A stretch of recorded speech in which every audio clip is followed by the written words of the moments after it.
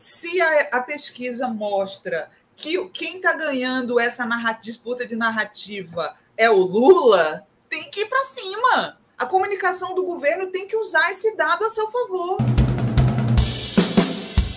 Deixa eu trazer, então, outro dado que essa pesquisa traz, que é em relação à questão da taxa de juros. Olha só como o Lula tem apoio nessa área. 80% acham que Lula age bem em questionar essa taxa de juros de 13,75%, que é apontada aí como a maior de todo o planeta, essa taxa astronômica aí de 13,75%. Então, 80% da população, ou seja, a imensa maioria, apoia essa postura de crítica, né, que o presidente Lula tem tido em relação a essa taxa de juros.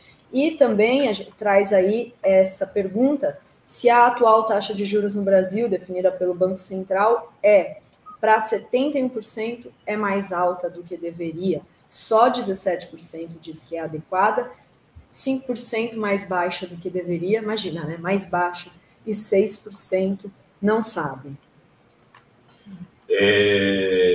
O Lula deveria chamar uma cadeia nacional, na minha opinião, e discutir a questão da taxa de juros. Sabe? E como um professor, pegar uma lousa e mostrar assim, um PowerPoint, o que acontece que o seu dinheiro entra aqui, sai aqui, vai acolá. Por que eu estou querendo discutir a taxa de juros?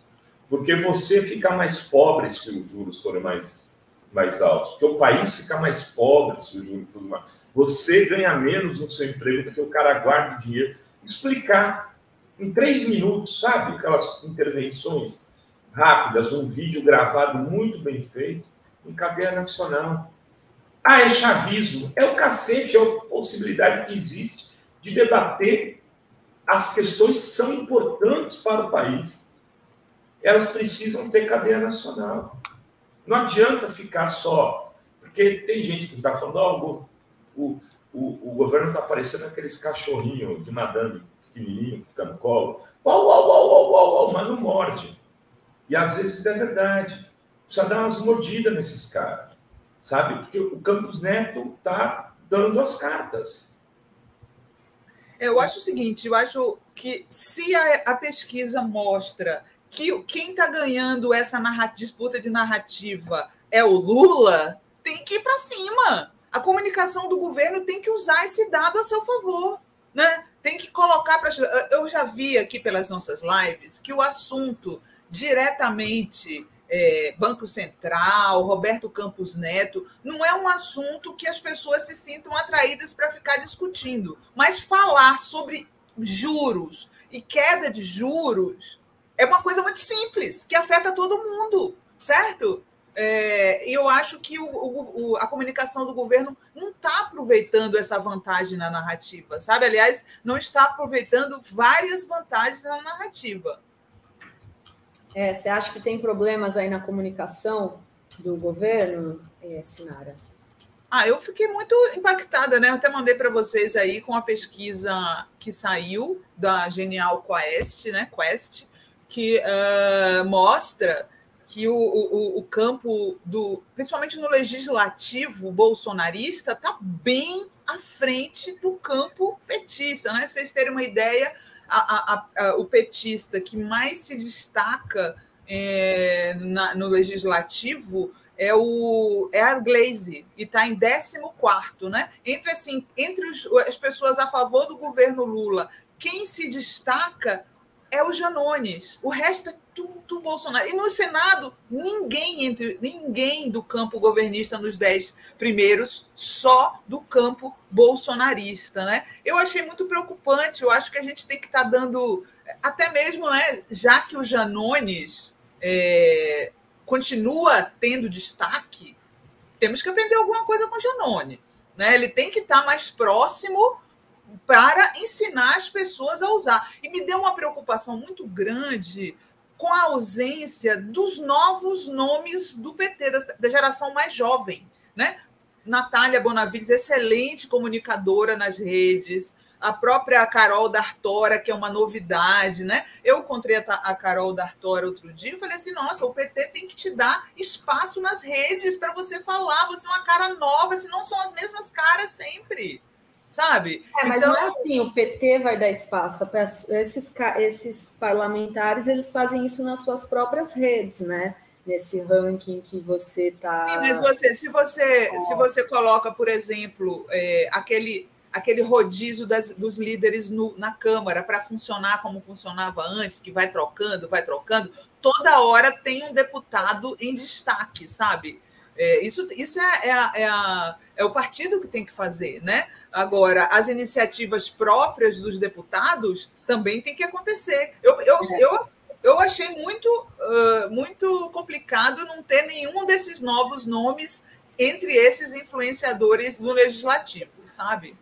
Eu acho que, será que também esses, eu estou com abrir o ranking aqui que você traz para a gente, Sinara, eles parece que são também parlamentares que se elegeram numa estratégia de redes, né? O Nicolas Ferreira, por exemplo, é um que tem uma estratégia de redes muito forte, voltada para essa questão das pautas que são caras para a esquerda, então ele é transfóbico, ele usa tudo isso como escada ali para fazer engajamento nas redes, né?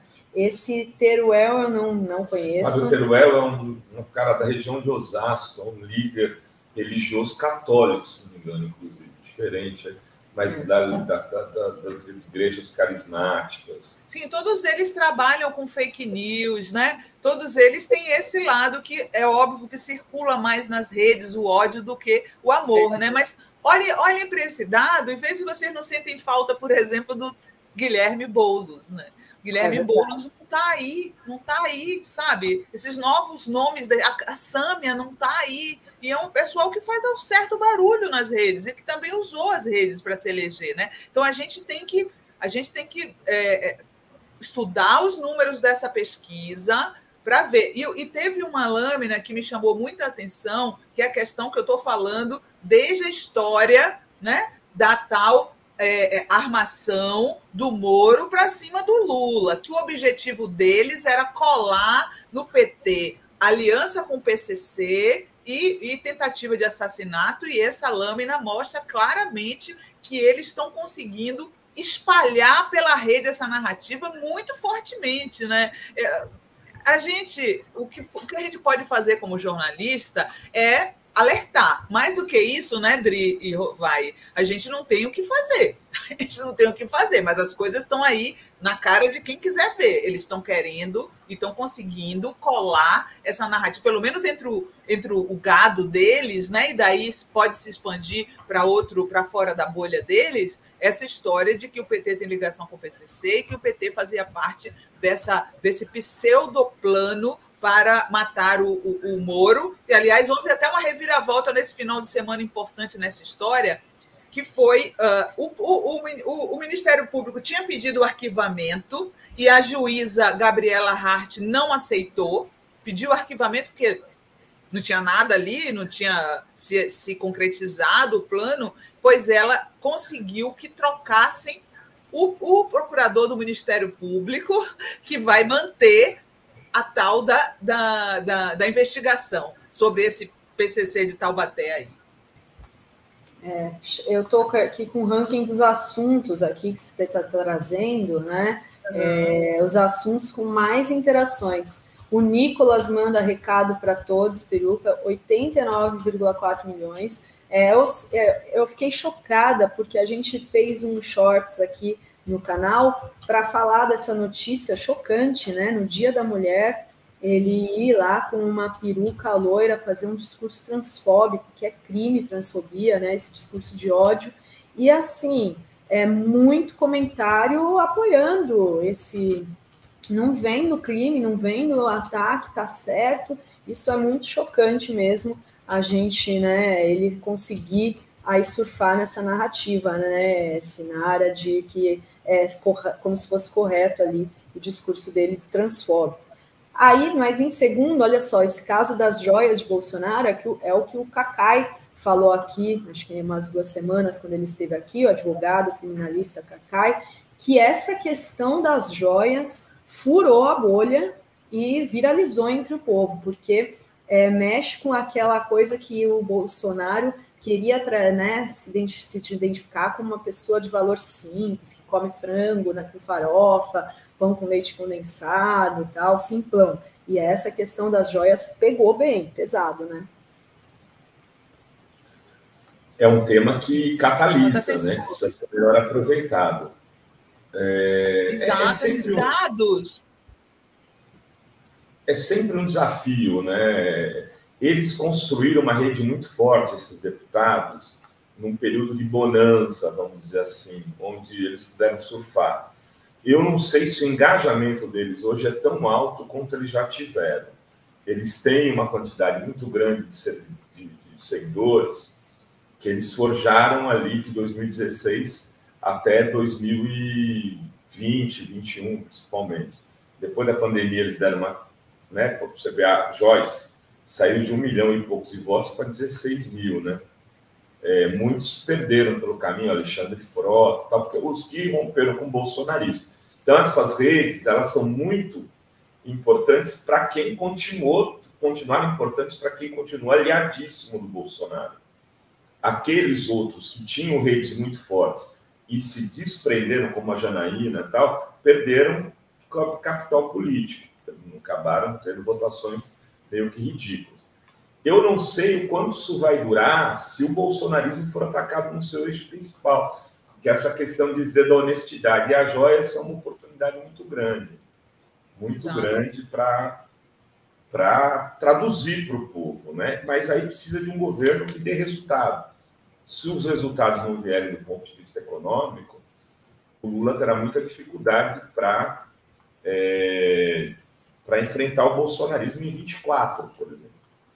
24 é uma eleição de meio termo, como se fala nos Estados Unidos, né? E o PT não pode passar essa eleição sem ganhar numa capital importante.